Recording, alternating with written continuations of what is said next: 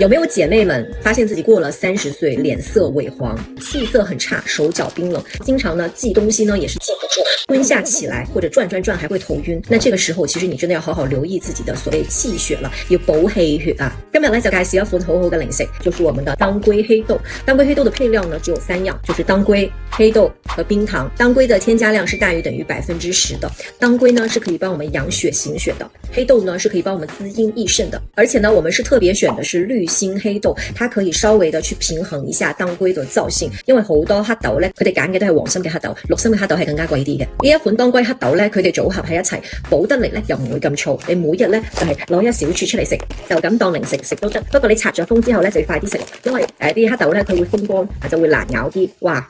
一打開好香嘅當歸嘅味道，因為佢加咗少少冰糖咧，所以佢唔難食。咁四物湯好多人都知啦，當歸好多人都知啦。但係咧好大陣當歸味，我係飲唔落嘅。呢個我就可以，你可以攞嚟焗水嚇，攞嚟直接食嚇，攞嚟當呢個湯料啊，或者擺喺我哋嘅早餐粉入邊啊，全部都係可以嘅。你堅持去食咧，手腳慢慢就會暖啦，面色慢慢都會好翻。一定要堅持，堅持就會見到效果噶啦。呢一款當歸黑豆推薦俾大家，希望大家越食越精神。